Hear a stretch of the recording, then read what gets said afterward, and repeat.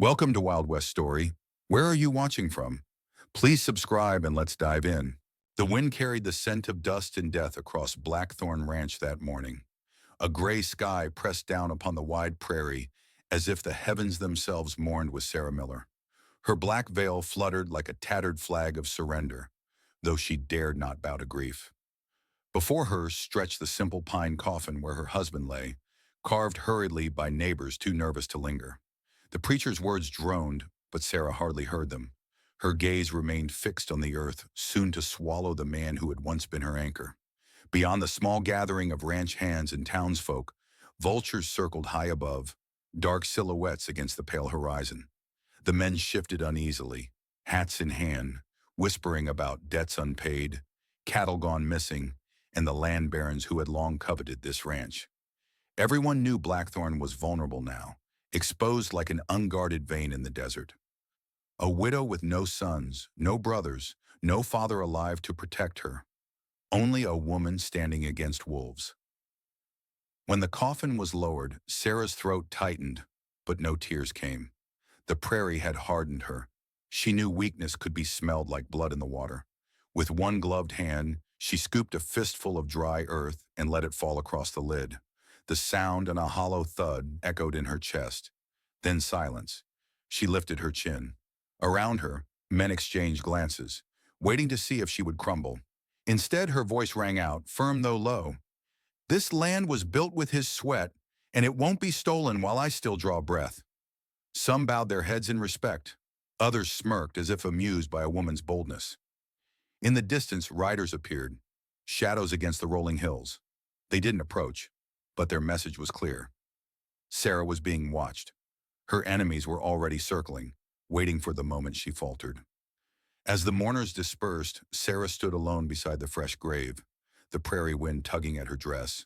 Her heart ached, her body trembled, but her eyes held steel. Blackthorn Ranch was all she had left.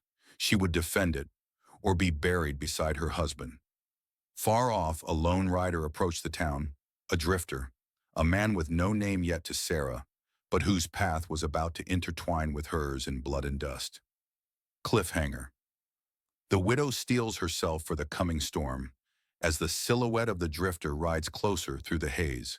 The saloon doors creaked open, just as the evening sun bled its last light over the horizon. A hush fell over the dusty room, the kind of silence that comes when men sense trouble has entered. He was tall, lean, with a trail-worn coat that looked older than the town itself.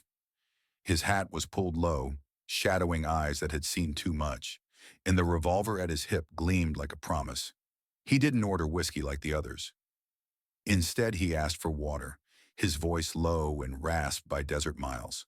The barkeep eyed him curiously, but no one dared ask questions. Strangers in the West were like loaded guns. You never knew when they'd go off. As he sat alone, a card game ended abruptly nearby. One of the losing cowhands staggered up, muttering curses, and bumped into the drifter's chair. "Watch where you sit, stranger," the man sneered. The drifter said nothing.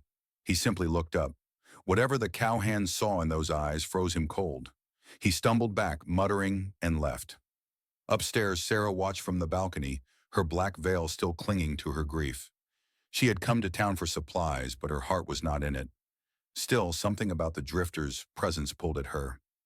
He seemed like a man both broken and unbreakable, a man carrying ghosts. Later outside, as Sarah loaded her wagon, she noticed the riders again. Dark shapes on the ridgeline, the land baron's men watching her. She reached for the rifle hidden beneath the seat, but before she could, the drifter stepped from the shadows. Without a word, he placed a bullet between the spokes of her wagon wheel, warning her of how easily she could be struck down. "Best head home before dark," he murmured. Then, tipping his hat, he walked into the night. Cliffhanger. Sarah realizes the drifter isn't just passing through. He already knows the danger she's in. The night was still when Sarah awoke to the smell of smoke. At first, she thought it a nightmare, but then came the sound. Crackling wood, the shrill scream of panicked horses, and men's laughter carried on the wind. She threw open her door, and her heart dropped. Her barn was ablaze, flames clawing at the sky. She ran barefoot into the dirt, coughing against the smoke. Cattle bellowed, thrashing against the corral. One of her hired hands tried to throw water, but the blaze was too fierce. A shot cracked, and the man fell into the dust. Sarah froze. Shadows moved beyond the fire. Men on horseback, their faces hidden by bandanas. The barons had sent their message. Terror surged through her, but rage burned hotter. She grabbed her husband's rifle and fired wildly into the night. The attackers laughed and retreated, leaving the barn to collapse into ashes. By dawn, all that remained of her livelihood was blackened timber and smoldering ruin. Neighbors came, whispering condolences but keeping their distance. Some muttered that she should sell the ranch while she still could. Sarah clenched her fists. "They think I'll run," she said under her breath. "They don't know me." As she shoveled ash, a shadow fell across her. She turned to see the drifter, standing silent, hat low, eyes unreadable. "You'll need more than grit to fight men like them," he said. She glared, pride warring with desperation. "Then teach me," she demanded. The drifter studied her for a long moment, then nodded once. "But it comes at a price." Cliffhanger. What price will the drifter demand for his help? The first lesson came at dawn. Sarah stood in the chill morning air, her hands trembling as she gripped the revolver her husband once carried. The drifter stood behind her, calm as stone. "The gun's an extension of you," he said softly. "If your hand shakes, your heart shakes. And if your heart shakes, you're already dead." He showed her how to stand, how to breathe, how to listen to the silence between seconds. She fired, missing the target completely. He didn't laugh, didn't mock. "Again," he said, and again, until her ears rang and her wrists ached. As the sun climbed, the drifter drew his own revolver. It moved like quicksilver in his hand, smooth, certain, deadly. He shot 3 times, carving a triangle into the wood. Sarah's breath caught. She realized then what kind of man he was. This was no ordinary drifter. This was a gunfighter. By noon, her hands were blistered, her spirit near broken. Yet when he told her to holster the weapon, she refused. "Again," she said through gritted teeth. He allowed himself the barest smile. Later, as they rested beneath the shade of a lone oak, Sarah asked, "Why help me?" His eyes grew distant. "Maybe I see something worth saving," he said. But in his gaze, she caught the flicker of sorrow, the shadow of old sins. That night, as Sarah collapsed in exhaustion, the drifter sat alone on the porch, polishing his gun. From the ridge, riders watched again, their silhouettes stark against the moon. The drifter's jaw tightened. He knew trouble was coming, and sooner than Sarah was ready for. Cliffhanger. The land barons prepare their next move, and Sarah's ranch is about to become a battlefield. Morning brought no peace. Sarah rode into town, her eyes set on the sheriff's office. She stormed through the door, demanding justice for the barn burned, the man killed, the threats that stalked her every step. Sheriff Grady leaned back in his chair, chewing tobacco with lazy disinterest. "Now, Mrs. Miller," he drawled, "men die in this country every day. Ain't much I can do without witnesses." Sarah's voice trembled with fury. "You have witnesses? Half the town saw the riders on my land." Grady's eyes flicked to the stack of coins sitting on his desk, freshly delivered by the Baron's men that very morning. "Best advice I can give you, widow. Sell the ranch, go east, start over." Her blood boiled. "I won't be run off my land." The sheriff leaned forward, his tone hardening. "Then you won't last the winter." Sarah stormed out, her fists clenched, her spirit blazing. As she mounted her horse, she caught sight of the drifter leaning against a post outside the saloon. He had seen everything. His eyes told her the truth. The law would not save her. Only blood would. That night, as lanterns flickered in Blackthorn Ranch, Sarah made her decision. She would not bend. She would not sell. And with the drifter at her side, she would not stand alone. Cliffhanger. In the shadows, the Baron's hired guns prepare their next strike, and the first true battle for Blackthorn is about to begin. Sarah gathered what few ranch hands remained after the barn fire. Their faces were hard, some loyal, others restless. She spoke of rebuilding, of standing against the land barons, but doubt hung heavy in the air. One man in particular, Jed Barker, avoided her eyes. That night, while Sarah slept, Jed saddled his horse and rode into the hills. By dawn, whispers carried through town. Jed had met with the barons. In exchange for coin and safe passage, he had revealed the layout of Blackthorn Ranch, every weak fence line, every hiding place. When Sarah discovered his betrayal, her chest burned with fury. She confronted him in front of the others, demanding to know how he could sell out the land her husband had died for. Jed spat at the dirt. Ain't no woman gonna hold against men like that. Best you sell before they bury you too. Before Sarah could answer, the drifter stepped forward, eyes cold as steel. He didn't speak. He just leveled his revolver. Jed went pale, his bravado crumbling. Sarah stopped the drifter's hand, her voice trembling but firm. Not like this. Not yet. Still, the message was clear. Betrayal would not be tolerated. Cliffhanger. That night, hoofbeats thunder across the prairie. Jed has returned to the barrens, and this time, he brings hell with him. Dark clouds gathered as Sarah and the drifter drove her cattle toward Dust Creek, hoping to sell them before the barons could strike again. The storm rolled in fast, lightning splitting the horizon, rain pounding the earth into mud. Then came the riders, dozens of them, black shapes through the sheets of rain. Shots cracked, spooking the herd. Cattle screamed, stampeding wildly into the flood-swollen creek. Men shouted, guns flashed, and chaos swallowed the land. Sarah fought to hold the reins, her arms burning as her horse reared beneath her. A stray bullet tore through her saddle, nearly unseating her. She would have been lost in the stampede if not for the drifter, who rode hard beside her, pulling her free at the last moment. By dawn, the creek ran red with drowned cattle. Nearly half her herd was gone, trampled, scattered, or stolen. The barons had struck a blow she might not recover from. As Sarah stared at the ruined plains, her hair plastered with rain, her chest tightened with despair, but the drifter's voice cut through her thoughts. They want you broken. Don't give them the pleasure. Cliffhanger. In the distance, a lone rider watches from the ridge. A messenger carrying word that the barons aren't finished yet. The messenger returned with more than words. That night, as Sarah mended fences, shots rang out from the dark. One of her ranch hands fell screaming, another crumpled in silence. Sarah dropped to the dirt, heart racing. The drifter moved like a shadow, his revolver barking fire into the night. Two men went down before the rest fled, but when the smoke cleared, Sarah saw blood dripping from the drifter's arm. He had taken a bullet for her. She rushed to his side, pressing cloth against the wound. His eyes, fierce even in pain, locked on hers. This is just the beginning, he rasped. If you want to keep this land, you'll have to kill for it. Sarah's breath shook. She had buried her husband only days ago, and now death was already at her doorstep. But as she pressed her hand to the drifter's wound, she felt something stirring inside her, a terrible, undeniable truth. She could no longer run. Cliffhanger. At dawn, Sarah finds a blood-red mark seared into one of her cattle, the Baron's brand, carved like a promise of war. The saloon buzzed with rumors. Sarah's defiance, the cattle raid, the shootout, all of it had turned her fight into talk of the town. Men drank and gambled, whispering her name like a curse or a legend in the making.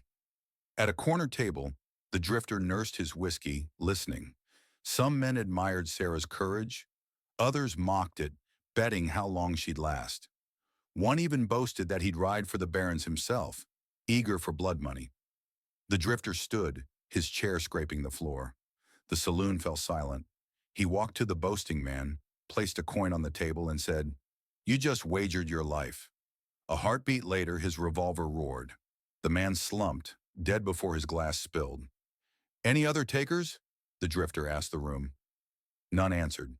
That night, Sarah entered the saloon, her eyes hard, her veil gone. She looked not like a grieving widow, but like a woman carved from iron. The room parted for her as she strode to the drifter's side. "They're coming for us," she said quietly. "We'll need more than bullets." Cliffhanger. A stranger in the shadows overhears and leaves to deliver her words straight to the barons. At dawn, Sarah walked among her cattle. Her heart stopped when she saw it. The Baron's brand, scorched into the hides of her best steers. The smell of burnt flesh still lingered. It was a message. Her herd, her land, her life, all belonged to them. Rage consumed her. She grabbed an axe and hacked the brand from one steer, blood splattering across her dress. "They'll take nothing from me," she snarled. The drifter watched silently, his face unreadable. But deep inside, he felt something shift. He had seen rage before, in men and women alike. Sometimes it saved them. Sometimes it destroyed them. That night, as Sarah sharpened her husband's old rifle by lantern light, the drifter spoke. "They won't stop. They'll come in greater numbers. And when they do, you'll have to decide if you're willing to become like them." Sarah met his gaze, her eyes blazing. "If it means keeping this land, I'll become worse." Cliffhanger. Hoof beats thunder in the distance. And this time, it's not raiders. It's the sheriff, bringing with him the first piece of a darker truth. Sarah returned to her husband's grave on a gray morning, the prairie wind whispering through the dry grass. She placed fresh flowers, though her heart still burned with fury. As she knelt, she noticed something odd. The earth around the grave had been disturbed. Her blood ran cold. Someone had been digging. The drifter found her kneeling, her hands dirty from clawing at the soil. He pulled her back. "Not here, not like this," he said. But Sarah shook him off. She dug until her fingers scraped wood. When she pried open the coffin, her scream tore across the prairie. Her husband's body wasn't whole. His ribs bore knife wounds. Deep, deliberate, hidden beneath the burial clothes. He hadn't died from a fall off his horse, as she'd been told. He had been murdered. The drifter's jaw clenched. They silenced him and buried the truth with him. Sarah's grief turned to fire. She rose from the grave, her dress stained with dirt and blood. "Then they'll pay. Every last one of them." Cliffhanger. A rustle in the brush. Someone has been watching Sarah uncover the truth. That night, the town buzzed with a new arrival. A bounty hunter rode in, carrying a tattered wanted poster. The ink was faded, but the face was unmistakable. The drifter. Whispers spread like wildfire through the saloon. Men eyed him differently now, some with fear, others with greed. Sarah confronted him behind the stables, slamming the poster against his chest. "Who are you, really?" she demanded. He said nothing at first, only lit a cigarette and let the smoke curl into the night. Finally he muttered, "A man who made enemies he can't outrun." The bounty hunter cornered them, revolver drawn. "Price on your head's worth more than this whole damn ranch," he sneered. But before he could fire, Sarah lifted her rifle. Her shot rang out, grazing the man's cheek. "You'll have to go through me first," she growled. The bounty hunter retreated, but not before promising he'd return with others. The drifter stared at Sarah, astonishment in his eyes. For the first time, he saw not a widow, but a warrior. Cliffhanger. The bounty hunter leaves town and rides straight for the barrens, uniting Sarah's enemies. Red Rock's main street was quiet, too quiet. Sarah and the drifter rode in seeking supplies, but the silence gnawed at their nerves. Doors were shuttered, windows closed. Then came the crack of a rifle. The drifter spun, firing back as bullets tore into the dust around them. Shadows moved from rooftops, alleys, and porches. Dozens of hired guns had lain in wait. The bounty hunter had kept his promise. The drifter shoved Sarah behind an overturned wagon. "Stay low," he barked, firing with deadly precision. 2 men fell, but more kept coming. Sarah's hands shook as she clutched her rifle. Then she remembered the drifter's words. "Breathe, steady, shoot." She rose just long enough to fire. A gunman dropped, clutching his chest. For what felt like hours, the street echoed with gunfire and screams. When the dust cleared, Sarah's ears rang, her dress torn and streaked with blood. The drifter staggered, a bullet lodged in his side. She caught him before he fell. His lips curled in a grim smile. "Not bad. For a widow." Cliffhanger. The town doctor refuses to treat the drifter, unless Sarah pays a price she may not be willing to give. The drifter lay pale on the table, blood soaking his shirt. Sarah pleaded with the doctor, but he shook his head. Barons own this town. I touch him. They'll hang me. Sarah slammed a pouch of coins on the counter. Then take your pay in silver instead of fear. The doctor hesitated, then nodded. As he worked, Sarah paced like a caged animal. Her hands shook, not from fear but from rage. She had lost her husband to knives in the dark. She would not lose this man too, not while breath remained in her body. When the drifter finally stirred, his voice was hoarse. You saved me. No, Sarah whispered, gripping his hand. You saved me. I'm just learning how to return the favor. That night, back at the ranch, she practiced. The judge leaned forward. Careful, widow. The law is a noose and your neck looks ready for rope. Before she could answer, the drifter stepped into the room. His presence chilled the air. He laid a revolver on the judge's desk with a deliberate thud. Law cuts both ways, he said softly. And sometimes justice speaks louder than paper. The judge paled, his hand twitching toward his gavel. But before he could speak, the saloon doors burst open. A deputy, breathless and wild-eyed, shouted, Raiders! They're coming for the ranch! Cliffhanger. Sarah races back to Blackthorn, knowing the next attack will decide not just her land, but her life. The sky over Blackthorn Ranch burned orange as smoke rose in the distance. Sarah and the drifter rode hard, hooves pounding against the cracked earth. The closer they came, the stronger the smell of fire and gunpowder. When they crested the hill, Sarah's heart broke. The barn blazed, fences toppled, cattle scattered. Her daughters clung to the porch, screaming as raiders stormed the yard. Sarah didn't hesitate. She spurred her horse forward, rifle raised. The drifter rode beside her, revolvers blazing. Their bullets cut down 2 raiders, but more swarmed the ranch like locusts. Sarah leapt from her saddle, firing with deadly fury. For the first time, she wasn't just defending, she was hunting. The drifter watched her with a mix of pride and dread. By nightfall, the raiders fled, leaving only bodies and fire in their wake. Sarah's girls sobbed in her arms as she promised, No one will ever take you from me. But in the smoke and ruin, the drifter picked up a silver medallion dropped by one of the attackers. He froze. He knew that symbol. Cliffhanger. The medallion belonged not to outlaws, but to the very barons who had claimed to protect the town. Word spread quickly. The widow of Blackthorn was no longer prey. She had stood her ground, killed raiders, and lived. Farmers and ranchers whispered her name with awe, while the barons fumed behind closed doors. At the saloon, Sarah confronted the townsfolk. She slammed the medallion onto the table. These weren't raiders. These were Blackthorn's men. They want us gone. All of us. If we don't fight, they'll burn every farm in this valley. The room fell silent. Men looked at their boots, unwilling to meet her fiery gaze. Fear still chained them. The drifter leaned against the bar, his voice gravel. She's right. I've seen this before. Rich men with guns and no soul. If you bow now, you'll bow forever. Finally, an old farmer stood. Then another. Then another. The people were stirring, their fear turning to anger.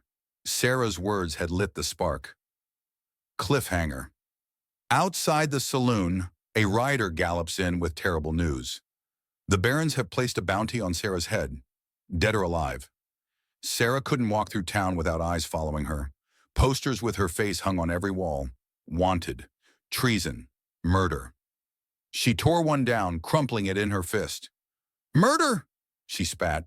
They kill my husband, burn my ranch, and I'm the criminal? The drifter's hand brushed his revolver. That's how power works. They don't want justice. They want obedience. That night, bounty hunters came in the dark.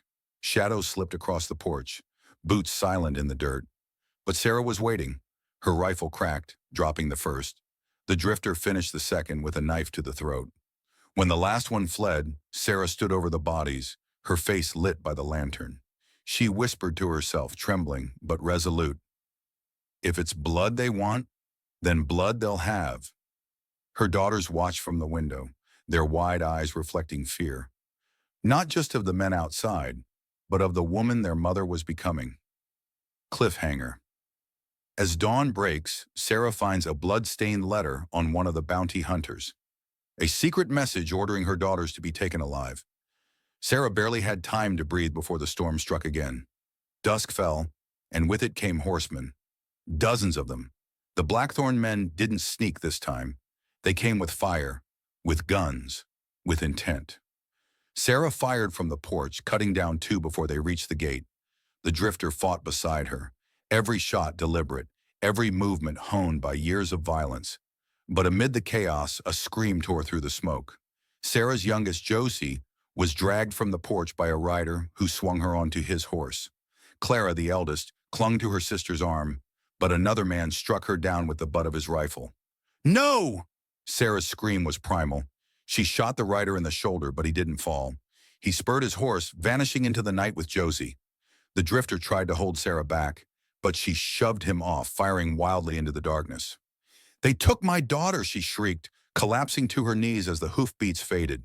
The drifter knelt beside her, his voice grim. "They won't kill her. Not yet. She's leverage." Cliffhanger. A captured raider whispers the Baron's plan. Josie is being taken to Red Rock itself, to be held in the Blackthorn mansion. Sarah stood in the ashes of her ranch, rifle slung across her back, revolver at her hip. Her eyes burned not with grief but with fire. She had buried her husband, fought raiders, defied a judge, and spilled blood. But this was different. They had taken her child. She faced the drifter, her voice steel. "I don't care how many guns they have. I don't care how many men I have to bury. I'm going to Red Rock, and I'm bringing her home." The drifter studied her for a long moment, then nodded. "Then I ride with you, to the end." Behind them, neighbors and farmers gathered, clutching pitchforks, rifles, and rusted shotguns. They were afraid, but they were ready. Sarah's fury had become theirs. For the first time, the Blackthorn barons would face not scattered farmers, but a people united. Sarah lifted her rifle to the sky. This is no longer survival. This is war. Cliffhanger. The bells of Red Rock toll, and from the hills the Blackthorn army rides, 100 guns strong, waiting for Sarah Miller to make her move. The valley had never seen such a sight. Farmers, ranchers, outcasts, and drifters gathered in the moonlight, forming a ragtag army. Some carried old rifles, others wielded axes or sharpened fence posts. What they lacked in training, they made up for in rage. Sarah stood before them, coat whipping in the wind, her rifle across her shoulders like a cross. "They think we're weak. They think we'll bend. But tonight we ride for our homes, for our families, for every man they've buried and every child they've stolen." The drifter surveyed the crowd. He knew most of them wouldn't survive what was coming. But when he looked at Sarah, her eyes blazing, her jaw set like steel, he knew the people would follow her to hell itself. When the torches lit and the horses thundered across the plain, the widow's war had begun. Cliffhanger. From the ridgeline above, a Blackthorn scout signals with a lantern. The barons already know Sarah's army is on the move. The ambush came at Dry Creek. Gunfire erupted from the canyon walls as Sarah's men were caught in a crossfire. Bullets tore through wagons, horses screamed, and blood soaked the dust. Sarah fought like a fury, firing from the saddle, her hair wild, her voice carrying over the chaos. The drifter cut down 2 gunmen with brutal precision, covering Sarah as she rallied the survivors. But the cost was high. Bodies littered the creek bed. Men who had never fired a shot in anger now lay silent, their hands still clutching useless rifles. When the smoke cleared, Sarah stood on the rocks, trembling with fury. "Every death here is on their heads. For every man we lose, we take 10 of theirs." The drifter put a hand on her shoulder. "This isn't just vengeance anymore, Sarah. This is war, and war changes people." Cliffhanger. Among the dead raiders, Sarah finds another letter, marked with the Blackthorn seal and addressed to a name she recognizes: the sheriff. Sarah stormed into Red Rock under the cover of night, her fury boiling. She burst into the sheriff's office, slamming the blood-stained letter onto his desk. "You knew," she hissed. "You've been working for them all along." The sheriff didn't flinch. He leaned back in his chair, a lazy smirk curling his lips. "You think this town runs on law? No, Mrs. Miller. It runs on gold, and the Blackthorns have more of it than God." Sarah's revolver was at his chest before he finished speaking. "Where is my daughter?" The sheriff's smirk faltered. Alive. For now. But if you keep pushing, they'll put her in the ground just to make an example.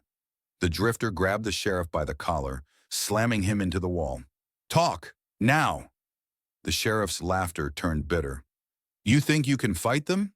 You think these farmers can beat an army? You'll all be corpses by sunrise. Cliffhanger. A rifle shot shatters the window. An assassin's bullet narrowly misses Sarah. The sheriff uses the chaos to escape into the night. Red Rock erupted in flames. Sarah and her fighters stormed the town, battling Blackthorn gunmen in the alleys and on the rooftops. Windows shattered, lanterns fell, and fire spread from building to building. The drifter moved like a shadow, cutting down enemies with brutal efficiency. Sarah led from the front, her rifle never missing its mark. For the first time, the townsfolk saw not a widow, but a commander. Clara, though young, carried ammunition intended to the wounded, her face set in grim determination. She was her mother's daughter now. By dawn, the Blackthorn supply depot lay in ashes, their weapons stolen by Sarah's fighters. The widow's army was no longer a rumor. It was a force to be reckoned with. But victory came at a cost. Dozens of her men were dead, and whispers spread that the Blackthorns had brought in mercenaries from out of state, killers with no loyalty except coin. Cliffhanger. From the burning rooftops, Sarah sees Josie, her kidnapped daughter, standing on the Blackthorn mansion balcony, guarded by armed men. The sight of her daughter broke something inside Sarah. She dropped to her knees in the ash-covered street, tears cutting through the soot on her face. Josie, she whispered, reaching toward the balcony, though it was too far. The drifter hauled her up. This is what they want. They're showing you she's alive to break you, to make you reckless. Sarah's hands trembled on her rifle. Then let them see reckless. That night, Sarah gathered her commanders in the church ruins, maps spread across the altar, lantern light flickering on their faces. She spoke with fire, her voice echoing against the stone. They think we're afraid. They think they can dangle my daughter like bait. But we will take their guns, we will take their gold, and we will tear their house down brick by brick. We will show them what it means to steal from a mother. The army roared their approval. Even the drifter, hardened and scarred, felt his chest tighten with something like belief. As Sarah finishes her speech, the church doors burst open, and a captured scout is dragged in. His dying words, "They're coming, hundreds of them." By sunrise, by dawn, the sound of war drums echoed across the valley. The Blackthorn mercenaries arrived. Hundreds of riders in black dusters, carrying repeating rifles and Gatling guns. Their banners hung like vultures over the horizon. Inside Red Rock, Sarah's army fortified the streets. Wagons were overturned, sandbags stacked, and riflemen crouched on rooftops. Women melted lead for bullets. Children carried water to the barricades. The drifter watched from the bell tower, scanning the ridgelines. They're not coming to fight us, he muttered. They're coming to wipe us off the map. At sunrise, the first cannonball slammed into Main Street, tearing a saloon in half. Flames roared skyward as the widow's war turned into a desperate siege. From the smoke, Sarah sees a rider in Blackthorn colors approach the barricades, carrying a white flag. The emissary was no ordinary mercenary. He was a tall, scarred man with cold eyes. General Wade, a butcher from the border wars. He rode forward alone, smiling like a wolf. "Mrs. Miller," he drawled, his voice carrying over the barricade, "you fought well, but your army is broken, and your daughter is in our hands. Lay down your arms, swear fealty to the Blackthorns, and I'll see she lives. Resist, and her blood will be on your hands." Sarah's knuckles whitened on her rifle. "Tell your masters I'll see them hang before I bend the knee." General Wade chuckled, tipping his hat. "Then may God have mercy on your people, because I won't." As Wade rides back, Josie's scream echoes faintly across the valley, proof that she's still alive, but suffering. The assault came at night. Blackthorn mercenaries stormed the barricades with rifles blazing, torches in hand.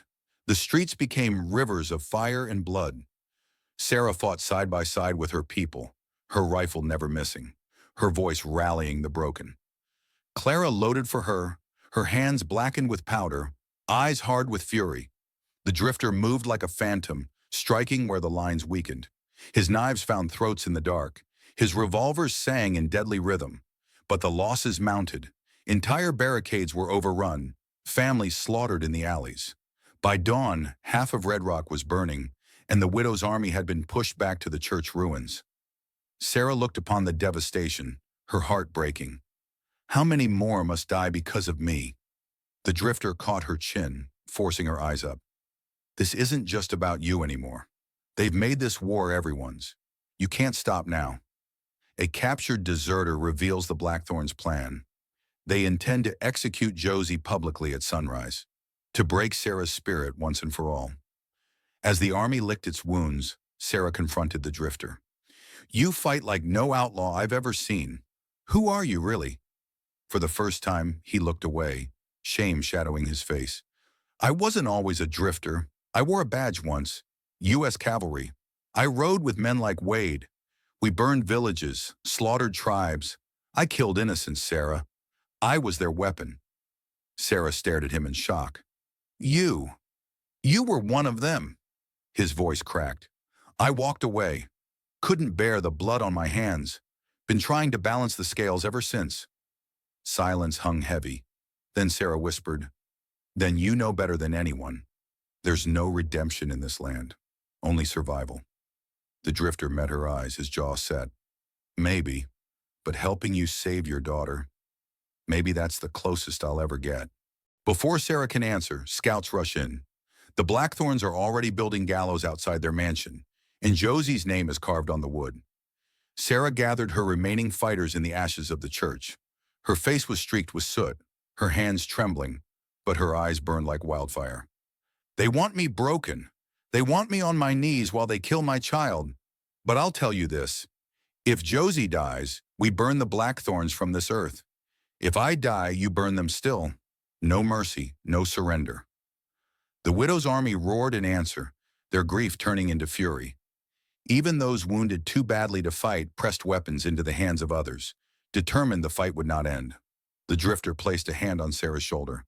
You're gambling everything. Sarah's voice was steady. A mother doesn't gamble. She fights until there's nothing left. As night fell, the widow's army moved like shadows, circling the Blackthorn mansion. The flames of Red Rock lit the sky behind them. Sarah raises her rifle to signal the attack. And from the mansion balcony, Josie appears with a noose already around her neck.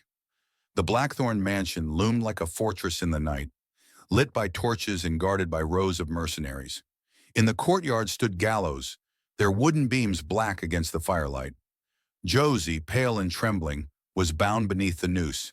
Sarah crouched with her fighters in the brush, her rifle clutched tight.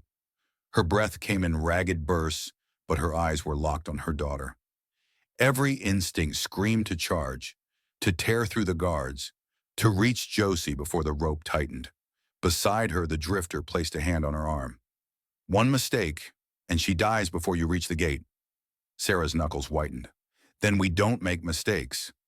The executioner steps forward, hand on the lever, as the Blackthorn family watches from their balcony. The widow's army struck like lightning. Bullets rained from the rooftops, arrows hissed from the shadows, and the front gates exploded in a blast of dynamite. Sarah charged through the chaos, screaming Josie's name. The drifter cut down guards like a demon unleashed, his revolver spitting fire. The crowd scattered as smoke filled the courtyard. She reached the gallows just as the executioner pulled the lever. The trapdoor dropped. Sarah lunged forward, slashing the rope with her knife. Josie collapsed into her arms, gasping for breath but alive. The Blackthorns fled inside the mansion, barking orders to their men. The courtyard became a killing ground. For every mercenary that fell, another pressed in, and the widow's fighters began to falter. As Sarah tries to escape with Josie, General Wade himself steps into the smoke and puts a pistol to Clara's head. "Drop the rifle, widow," Wade snarled, his pistol cocked against Clara's temple, "or she dies screaming." Sarah froze. Her rifle trembled in her hands. Clara's eyes pleaded with her mother, but not for mercy, for resolve. The drifter raised his weapon, but Wade's men encircled them. Outnumbered, bloodied, the widow's army couldn't push further. Tears streaked Sarah's face as she slowly lowered her rifle. Josie clung to her, whispering, "Mama, don't." Wade grinned, savoring the moment. "You've fought hard, but every fight ends the same, with you on your knees." Wade orders his men to seize Sarah and her daughters, dragging them into the Blackthorn mansion as the rest of the widow's army is slaughtered or scattered. The mansion reeked of cigar smoke and spilled whiskey. Sarah was bound in chains, her face bruised, her dress torn. Her daughters were locked in a separate room, their muffled sobs echoing through the halls. The Blackthorn brothers circled her like carrion birds. Elias poured himself a drink, smirking. "So this is the great Sarah Miller, all fire and fury until she's broken. Your ranch will be ours. Your children will serve us. And you, well, we'll decide your fate in the morning." Sarah spat blood at his boots. "You'll hang before I ever kneel." The drifter, battered but alive, watched from the shadows. Shackled to the wall across the room, his eyes met Sarah's. They didn't need words. Only fire passed between them. Elias leaned close, whispering in Sarah's ear, "At dawn, we make an example of you. Publicly, you'll beg for death before the end." In the dungeon beneath the mansion, the drifter pulled at his chains until his wrists bled. His voice was low, guttural, filled with rage. "I swore I'd never be their weapon again," he muttered. "But for her, for those girls, I'll burn this place to the ground." An old prisoner in the shadows coughed, chuckling darkly. "You talk like a man with nothing left to lose. That's the kind that brings empires down." Above, Sarah cradled Josie and Clara through the bars of their locked cell, whispering promises she wasn't sure she could keep. The Blackthorn's laughter echoed through the halls, a cruel reminder of the dawn to come. As midnight struck, a hidden ally slipped through the dungeon shadows, a scarred hand pressing a key into the drifter's palm. The drifter stared down at the iron key glinting in his palm. His wrists were raw from the shackles, his body aching from beatings, but his eyes blazed with a fury that no chain could hold. The ally who had slipped him, the key melted back into the shadows, a hood pulled low, their identity hidden. He worked silently, twisting the lock until the cuffs snapped open. Freedom tasted like blood and rust, but it was freedom nonetheless. He glanced across the dungeon where Sarah and her daughters huddled behind bars. Her eyes widened at the sight of his unbound hands, hope flickering where despair had nearly smothered it. The drifter presses a finger to his lips, motioning Sarah to silence, just as footsteps echo down the stairs. Elias Blackthorn descending with a lantern in hand. Elias swaggered into the dungeon, his lantern casting long shadows on the stone walls. He taunted Sarah, dangling the key to her daughter's cell. "Beg, and I might spare one of them, maybe the little one." Sarah's heart thundered. She bit her tongue until it bled, refusing to give him the satisfaction of her cries. The drifter, still pretending to be bound, waited for the perfect moment. Elias leaned too close, his smirk wide when the drifter lunged like a striking rattlesnake. Chains wrapped around Elias's throat, silencing his gasp. The lantern shattered, plunging the dungeon into flickering darkness. As Elias clawed at the chains, Sarah grabbed the fallen cell keys. But a chorus of shouts erupted upstairs. Reinforcements were coming. The struggle ended with a sickening crack. Elias Blackthorn slumped to the stone floor, lifeless, his eyes wide in shock. For the first time in years, one of the Blackthorn dynasty had fallen. Sarah stared at the body, her chest heaving. "You've damned us all," she whispered. The drifter wiped blood from his hands. "Number I've set the fire. Now we burn our way out." They freed Clara and Josie, pulling them close. The girls clung to Sarah, trembling but alive. But there was no time for reunion. Boots thundered on the stairwell. The widow's family stood together, weapons in hand, the first real taste of vengeance heavy in their lungs. The dungeon door burst open, and a dozen Blackthorn mercenaries poured in, rifles leveled, trapping them with nowhere to run. Gunfire roared in the dungeon, deafening in the stone chamber. Sparks lit the walls as bullets ricocheted. The drifter shielded Sarah and the girls, firing with ruthless precision. Each shot echoed like a thunderclap of justice. Sarah grabbed Elias's fallen revolver, her hands steady despite the chaos. She fired into the smoke, dropping a mercenary who had leveled his rifle at Clara. Mother and daughters fought side by side, desperation sharpening their aim. The old prisoner who had given the key rose from the shadows, wielding a rusted blade. With a guttural cry, he slashed into a guard, proving himself more than a phantom. His loyalty was clear, but his motives remained hidden. Just as they pushed toward the stairwell, a chilling voice boomed from above.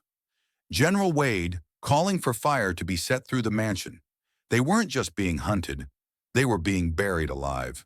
Flames licked the wooden beams of the Blackthorn mansion, smoke curling down the stairwells like a living serpent. The walls groaned as heat consumed them, painting the halls in a hellish glow. Sarah dragged Josie and Clara through the smoke, coughing, her dress singed by sparks. The drifter cut a path forward, his revolvers flashing in bursts of light. The mysterious prisoner fought at his side, carving down guards as if he had a personal vendetta against every Blackthorn. But for every corridor they cleared, another collapsed behind them. The Blackthorns were turning their home into a burning tomb, determined to destroy the widow in her defiance once and for all. They burst into the grand hall, flames climbing the chandelier above, only to find General Wade himself standing at the exit, flanked by Blackthorn brothers, rifles raised, and a cruel smile on his scarred face. The grand hall blazed like the gates of hell. General Wade stood framed by fire, his scarred face painted crimson by the flames, his voice calm and venomous. "End of the line, drifter. End of the line, widow." The Blackthorn brothers fanned out behind him, rifles gleaming. Sarah clutched her daughters close, her eyes darting for escape, but there was none. Smoke thickened, flames snapping at the ceiling beams. The drifter raised his revolvers, his jaw set. "If this is where it ends, Wade, then we'll drag you to hell with us." Wade laughed and signaled with a flick of his wrist. The Blackthorns lowered their rifles in eerie unison. A deal had already been struck, and the mysterious prisoner beside them suddenly turned his blade toward the drifter. Steel flashed in the firelight as the mysterious prisoner lunged, his rusted blade aimed at the drifter's throat. The betrayal cut deeper than the steel itself. The man who had given them freedom had only bought their trust long enough to sell it. The drifter twisted, narrowly dodging the strike. Sparks showered as the blade scraped against stone. "You snake!" he spat, parrying with his revolver. Sarah fired into the chaos, dropping one of the Blackthorn guards. Clara pulled Josie behind an overturned table, shielding her with her body. But Wade's trap was tightening. Their enemies had them cornered, bleeding, and betrayed. Just as the traitor drove the blade downward again, the ceiling above them cracked with a deafening roar. The burning chandelier snapped loose, plunging toward the crowd. The chandelier crashed like a thunderclap, crushing Blackthorn mercenaries beneath it and scattering the survivors in screams of pain. Fire erupted in a wave, rolling through the hall and swallowing wood and flesh alike. Seizing the moment, the drifter slammed his shoulder into the traitor, sending the man sprawling into the flames. Sarah grabbed Clara and Josie, their small hands burning with soot as they sprinted toward the shattered side wall. Bullets whined past them, but the fire was consuming faster than any gunfight. The drifter hurled himself against a weakened beam, splintering the burning timber until the wall gave way. Cold night air burst through like salvation. They staggered out into the desert night, smoke trailing behind them. But on the horizon, torchlight gleamed. Riders. The Blackthorns were already circling the ranch, ready to finish what the fire had not. The desert stretched wide and merciless, stars sharp as knives overhead. Sarah's lungs ached from smoke, but she pressed forward, clutching Clara and Josie. The drifter staggered beside her, revolvers nearly empty. Behind them, the thunder of hooves grew louder. The Blackthorns were hunting them like wolves, their torches weaving across the sands. Wade's voice carried in the wind. "Run, widow! The desert will be your coffin!" They stumbled across a dry riverbed, its cracked clay walls offering meager cover. The drifter pulled Sarah down, forcing her flat. They had one chance, to turn hunters into prey. He slid his last bullet into the chamber, the metallic click echoing in the dark. "One shot left," he whispered, eyes narrowing as the first rider crested the ridge. The rider's torch threw shadows across the desert floor, his rifle raised as he scanned the riverbed. The drifter held his breath, fingers steady on the trigger. He let the rider pass close enough to smell the horse's sweat before squeezing the shot. The bullet split the night like lightning. The rider toppled, his torch crashing into the sand, sparking a brush fire that flared into a wall of flame. The horse screamed and bolted, scattering the formation of riders behind. Chaos erupted in the Blackthorn ranks. Sarah seized the chance, yanking her daughters to their feet. "Run!" she cried, and together they sprinted deeper into the wilderness, the fire at their backs buying them precious seconds. But as they fled into the dark, a lone figure stepped from the rocks ahead, revolver cocked. The flame lit his face. Not Wade, not a Blackthorn, but the traitor from the mansion, his blade gone, but his vengeance burning hotter than the desert fire. The fire's glow danced across the rocks, painting the traitor's face with cruel satisfaction. His revolver gleamed as he leveled it at the drifter's chest. "Should have left me in chains," he sneered, voice ragged with smoke and fury. Sarah pulled Clara and Josie behind her, trembling but defiant. "You sold us out," she spat, her voice quaking. "You gave us hope, then handed us to Wade like cattle." The traitor's smile twisted. "Hope's worth nothing out here. Gold and blood, that's all the frontier pays in." His finger tightened on the trigger, and the desert seemed to hold its breath. A rifle cracked from the cliffs above. The traitor staggered, blood blossoming on his arm, his revolver clattering to the sand. From the shadows a war cry echoed. The Comanche had returned. The Comanche swept down from the ridges like spirits of vengeance, their ponies kicking up clouds of dust, their bows and rifles blazing in the torchlight. The Blackthorn riders turned in panic, their formation shattered. The drifter grabbed Sarah's hand. "Move! Before they see friend from foe!" They scrambled across the riverbed as arrows hissed through the air, striking men and horses alike. Through the chaos, the traitor crawled across the sand, clutching his bleeding arm, hatred burning in his eyes. "You'll choke on this desert before you reach dawn," he croaked, dragging himself toward a fallen revolver. Just as Sarah pulled Clara and Josie up the ridge, the drifter turned. The traitor had the revolver leveled, fingers shaking but ready to fire. The shot rang out, a flash splitting the night. For a heartbeat, Sarah thought the drifter had fallen. But when the smoke cleared, the traitor lay motionless in the dust, a Comanche arrow jutting from his chest. His eyes went wide, then empty, swallowed by the desert silence. The Comanche leader reined his horse nearby, his gaze hard but not cruel. He raised a hand, signaling the drifter. The meaning was clear, live, but on borrowed time.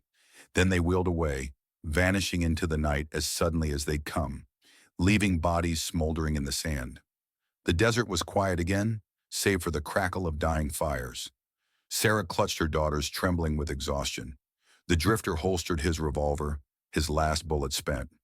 "We're not safe yet," he muttered, scanning the horizon. A distant horn sounded, low and terrible. Wade's men were regrouping, and they had numbers enough to blot out the dawn. They walked beneath a sky thick with stars, the desert stretching endless before them. Every step was agony. Sarah's boots rubbed raw, Josie's tiny legs giving out. Clara too proud to cry, though tears stung her eyes. The drifter bore the weight of silence, his past heavy in every shadow. He led them through canyons and over ridges, his instincts sharp. But even he could feel the noose tightening. Wade's men would track them, and they had nowhere left to run. By sunrise, their canteens were dry. The desert heat struck like a hammer. Lips cracked, throats parched. Sarah staggered, nearly falling, when the drifter caught her by the arm. Their eyes met, dust and grief between them, but also something unspoken. From the ridge ahead, a lone rider appeared, a figure in a sheriff's star glinting against the morning sun. But was it salvation, or another wolf in disguise? The rider dismounted, his boots crunching on the stone. Sheriff Boone, old, broad-shouldered, his eyes tired but sharp, regarded them with a mix of pity and suspicion. "You've stirred a hornet's nest, drifter," Boone said, spitting dust. "Wade's got half the territory marching on you. They'll burn this desert clean to find you." Sarah stepped forward, desperation cracking her voice. "Then help us. You swore an oath to protect this land, these people. Boone's gaze lingered on Clara and Josie, dust-streaked and weary. Something hardened in his jaw. One last stand, he muttered almost to himself. Then louder, there's a canyon up north. Narrow pass. If you've got the grit, we can bleed Wade dry there. The drifter nodded, but as they prepared to move, a plume of dust rose on the horizon. The Blackthorn army was already marching, and they would reach the canyon by sundown. The canyon stretched like the maw of some great beast, its cliffs jagged and cruel. Dust swirled between the narrow walls, where echoes carried like whispers of the dead. Sheriff Boone pointed with his rifle. "This pass is death to any fool who tries to storm it head-on," he said, voice gravel and certainty. "But Wade's greed'll blind him. He'll march straight into hell, and we'll light the fire." The drifter studied the rocks, his mind already weighing every shadow and angle. "We'll need choke points, ambush lines, and every bullet we can spare." Sarah watched, torn between fear and awe. The canyon felt cursed, a graveyard waiting to be filled. Clara squeezed her hand, eyes wide. "Mama, will we live here forever?" Boone squinted at the ridgeline. Vultures circled above. The enemy was closer than they thought. Night fell heavy. The canyon was alive with quiet industry. The drifters stringing trip lines. Boone digging rifle pits. Sarah tending the wounded and gathering courage. The girls huddled under blankets, staring at the stars, while the drifter and Boone sat by the dying fire. Boone broke the silence. "Man like you don't drift without reason. What ghost has got you wandering, boy?" The drifter didn't look up, jaw clenched. "A family, once. Wade burned them out. My wife, my son." His voice cracked, but he steadied it. "That's the past. This is the reckoning." Boone's weathered face softened. "Then maybe we're not so different. I've buried too many friends to count. Tomorrow I bury Wade." A pebble skittered down from the cliff above. A shadow moved in the dark. Scouts had found them. At dawn, the earth trembled beneath hooves and boots. Wade's army poured into the canyon like a black tide, banners snapping, rifles gleaming. At their head rode Wade himself, his scarred face split by a cruel smile. "Burn the rocks clean," he bellowed, his voice echoing. "No one walks out of here alive." The canyon erupted. The drifter fired first, a shot echoing off stone, dropping a rider in the dust. Boone's men unleashed hell from the cliffs, rifles blazing. Smoke filled the air, screams cutting through the thunder of gunfire. Sarah clutched Clara and Josie, forcing them into a crevice as bullets ricocheted off stone. Her heart hammered, torn between terror and defiance. The drifter fought like a ghost, moving, firing, vanishing. But Wade's men were endless. Boone raised his rifle for another shot, but a sniper's bullet struck him in the shoulder. He staggered, blood blooming across his shirt. Sheriff Boone gritted his teeth, pushing through the pain. "Keep firing," he roared, voice shaking the canyon. His men rallied, emboldened by his fury. The drifter leapt to his side, dragging him behind cover. "You're hit bad," he growled. Boone's eyes burned with stubborn fire. "This land's bled enough, son. I'm not crawling off to die in the dirt. Get her out. Get them out." Sarah crawled toward them, tears streaking her face. "You can't." Boone seized her hand, bloodied fingers gripping hard. "Raise those girls strong. Make them remember men bled so they'd live free." Then with a defiant roar, Boone rose, staggering into the open. His rifle thundered again and again, mowing down riders, his figure blazing against the smoke and dust. A dozen rifles turned toward him at once. The last thing Sarah saw was Boone, unbroken, as the volley rang out. The gunfire fell silent. Boone lay motionless in the dust, smoke curling around him. Wade raised his hat in mock salute. "One sheriff less in this world. Now the rest of you can crawl out and meet the same?" Sarah buried her face in Clara's hair, muffling her sobs. The drifter's jaw was steel, his eyes glinting with rage. "He bought us time," he whispered. "We won't waste it." From the cliffs above, the surviving defenders regrouped. The drifter rallied them, his voice cutting through despair. "Boone gave his blood to choke this canyon with theirs. Fight for him. Fight for every home Wade burned." The canyon roared again, defenders raining fire down on Wade's forces. For every man they lost, 3 of Wade's fell. But the tide was unrelenting, pressing harder, closer, unstoppable. Wade himself dismounted, drawing his revolver. "I'll kill the drifter with my own hand," he snarled, marching into the smoke.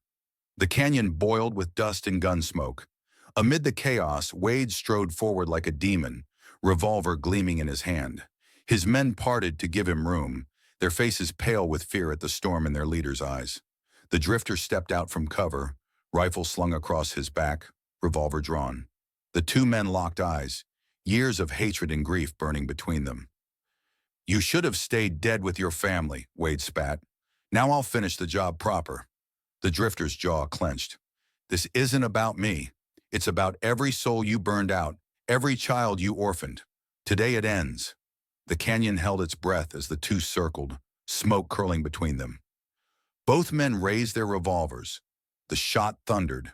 The drifter staggered as Wade's bullet grazed his arm, hot blood soaking his sleeve. But his return shot struck true, grazing Wade's cheek, tearing flesh. Wade roared in rage, lunging forward. The two men crashed together, fists in fury, grappling in the dirt. Around them the battle raged, but here it was personal. Wade slammed the drifter against the rocks, choking him, snarling. "I burned your life down once. I'll do it again. Her ranch, her brats, all of it." With a desperate surge, the drifter wrenched free and drove his knife into Wade's side. Wade howled, blood spraying, but he fought on like a cornered beast. Sarah, hidden with the girls, saw Wade draw his second revolver, aimed at the drifter's heart. Time slowed. Sarah's trembling hands found Boone's abandoned rifle, lying in the dust. Her breath caught, her heart screaming in her chest. She remembered Boone's last words. "Raise them strong. Fight for freedom." Wade's finger tightened on the trigger. Sarah rose from cover, rifle braced against her shoulder. She whispered a prayer, tears streaking her dirt-stained face, then fired. The bullet struck Wade square in the chest. His eyes went wide, the revolver slipping from his hand. He staggered, coughing blood, staring in disbelief at the widow who had defied him. Wade's lips twisted into a bloody grin as he stumbled backward. "This ain't over." He raised his revolver one last time. The drifter lunged, grabbing Wade's wrist as the shot fired wild into the canyon wall. With a brutal twist, he forced the revolver from Wade's grip, then drove it into his chest with a thunderous crack. Wade collapsed into the dust, breath rattling, blood soaking the earth. His eyes, once full of cruelty, dimmed with disbelief. The canyon fell silent as his men dropped their weapons, the spell of his power broken. The drifter stood over him, chest heaving, smoke curling from his gun. Sarah dropped the rifle, rushing to her daughters, clutching them tight as sobs of relief shook her. But the silence was heavy, filled with grief. Boone was gone. Too many others were gone. The victory tasted of ashes. The drifter turned toward Sarah, blood on his hands, eyes clouded with doubt. Now what? The sun rose over the canyon, painting the cliffs in fire and gold. Birds wheeled above the battlefield, where the dead lay silent. The survivors gathered, weary and broken, yet alive. Sarah stood tall, her daughters at her side, Boone's badge clutched in her hand. She gazed at the horizon, voice steady, though her heart trembled. "This land is ours. We'll rebuild, brick by brick, blood to soil. They'll remember what was bought here, with sacrifice, with love." The drifter stood apart, watching. He was a man forged from loss. But now he felt something stir in the dust and dawn. Sarah caught his eyes and offered a hand. For the first time in years, he took it. Together they walked from the canyon, children between them, toward a future scarred yet unbroken. The West would never be gentle. But in that harsh land, against all odds, love had taken root, and with it, hope. The canyon lay behind them, filled with ghosts. Ahead, the horizon stretched wide and wild. Their story was not the end, but a beginning. Thanks for watching. Please subscribe, like, and share your thoughts.